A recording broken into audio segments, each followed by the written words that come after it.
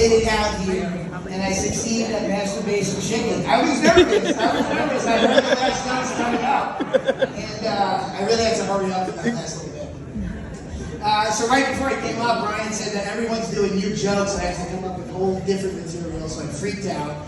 But then I realized something I watched the other day was a special on remember like Y2K? When like everyone was freaking out about Y2K, right? And who was telling us about Y2K? It was like all the IT people and stuff like that. I'm sure some IT people out here who made like some sort of humor. They were all saying Y2K, Y2K, and then Y2K happened. And literally there was nothing. Nothing went wrong. And so a bunch of IT people told us everything's going to crash unless you hire IT people to fix whatever program you have. I'm pretty sure that was a scam. I'm pretty sure it was a scam. But anyway, I got divorced actually. Started in computer divorce a couple of years ago. We were married for 15 years. 10 of them were great. And then I realized we just kind of stuck around for 5 years too long. Which kind of got me thinking, marriage certificate really should only be good for like 10 years. You know what I mean? Like a title for a new car, right? After 10 years, you don't have to get a new one. And in order to renew your marriage certificate and stay married, unless you're, or you get automatically divorced, you have to fill out a bunch of paperwork, like literally paperwork. Driver's license, social security, 2 fucking utility bills. You have to take all that paperwork to the DMV, Department of Marriage and Motor Vehicles, on Saturday at 9 a.m.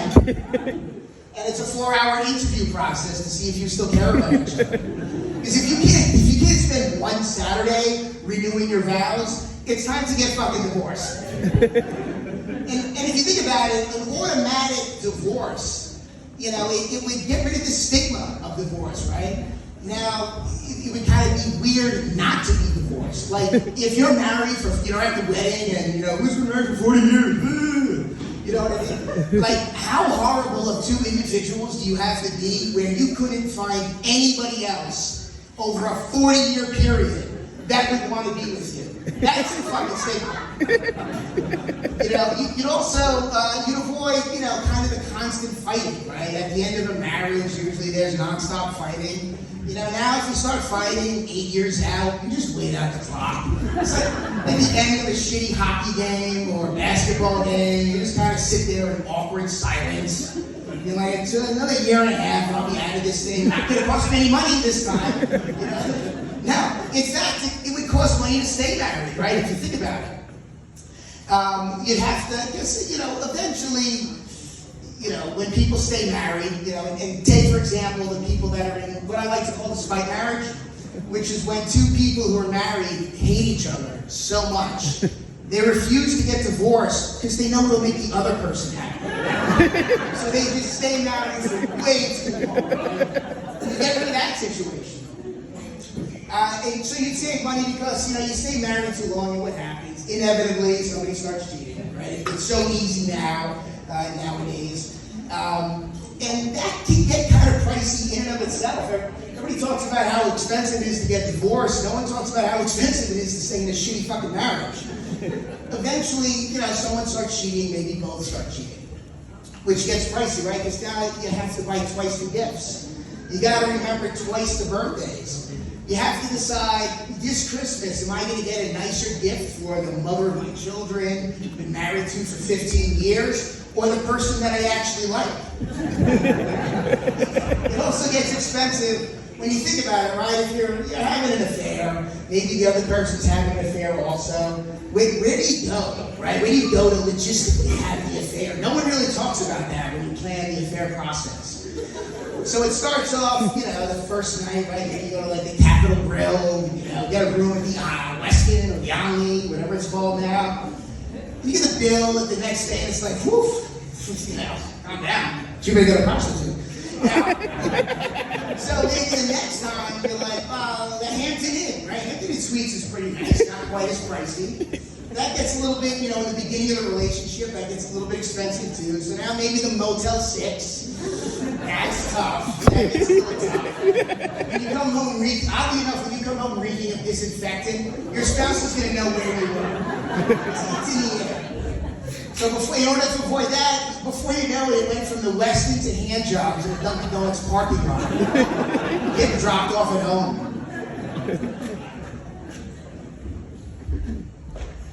Thank you very much. Wherever your seat is, I appreciate you.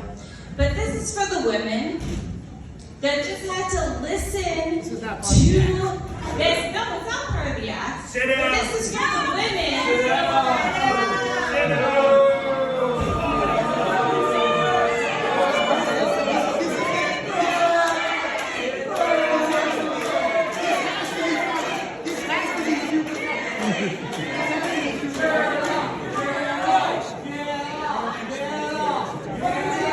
But wait. Take the class. This needs to be. I'm intrigued. But also, I think that this would be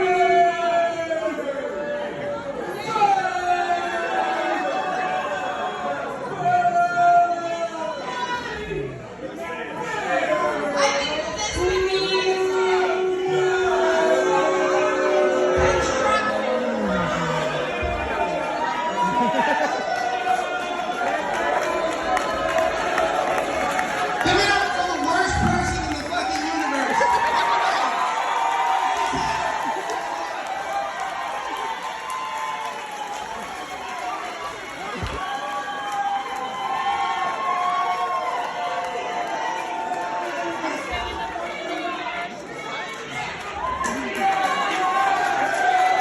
After the show, go to the OnlyFans of bodyfuckingsuck.com.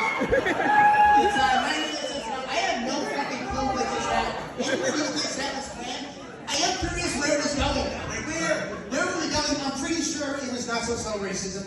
That's just the vibe that I got. I think there was going to be a lot of hate speech on it.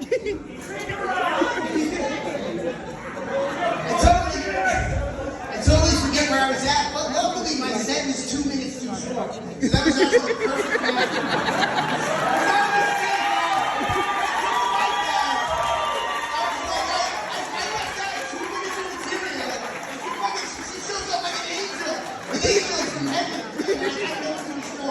I'm going to say something weird. I'm going to preface what I'm going to say, but not actually say it.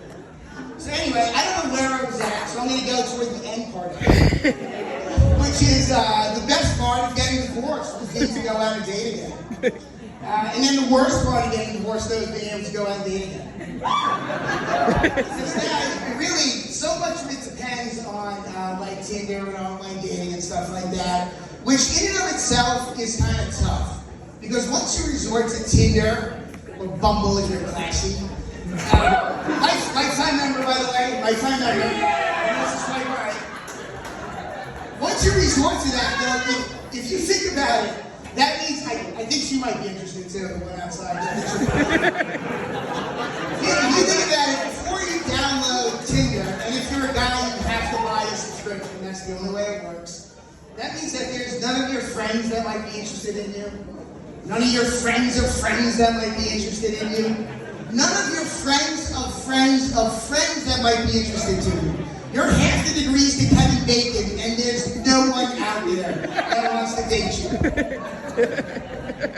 A lot of people, they say stuff like Tinder and technology, it replaces dating and going out and getting dinner and stuff like Tinder. That's a great word. Tinder, that's fucking McDonald's and Netflix.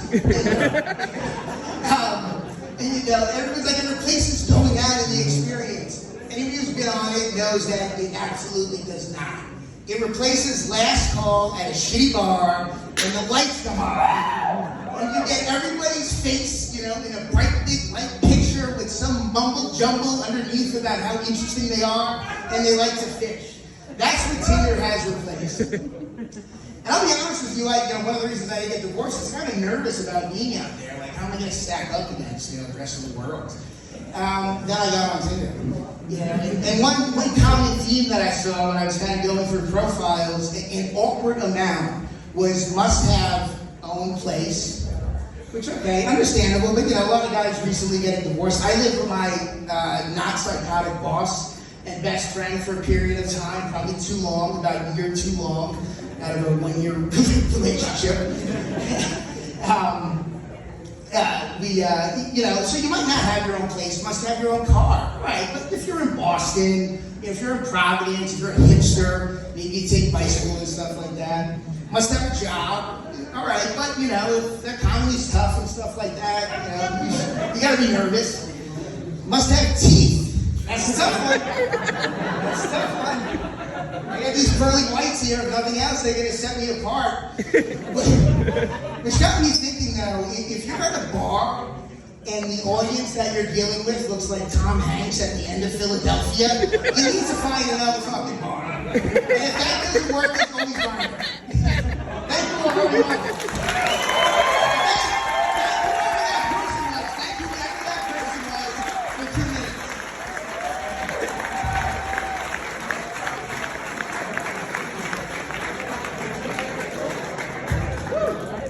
Toya. Dude, you're like Taylor Swift and I was Kanye.